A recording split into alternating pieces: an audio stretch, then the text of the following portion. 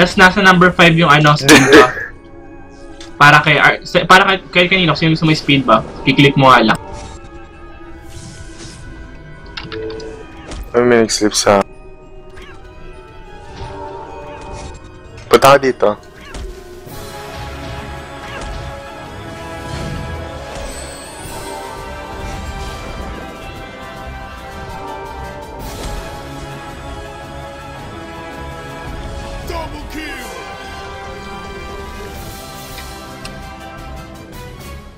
Patay na.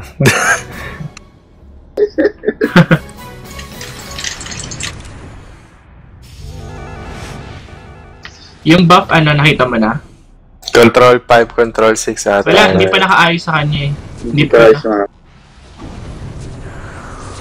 So, di-click pala yung kanya. Hindi pa nakaayos ang hotkeys.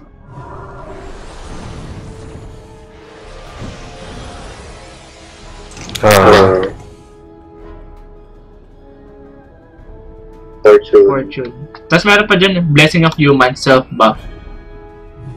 Katabi ng life. Yeah. Ano pa ba yung... Yun lang naman tatandaan mo dyan. Tapos yung speed buff. Usually si RJ kailangan yun eh. Tapos, yung light of healing, yun yung ano, yung pa isa-isa yung heal.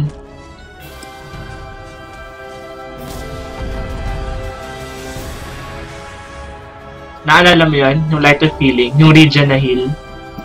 Yung pati, yung ano lang siya, ticks, tapos mababa. Tapos yung malakas mo na heal yung heal yung mismo yung pangalan.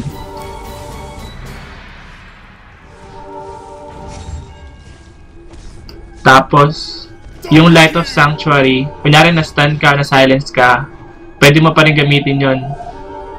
Tapos AoE heal siya. One cooldown heal, cooldown skill.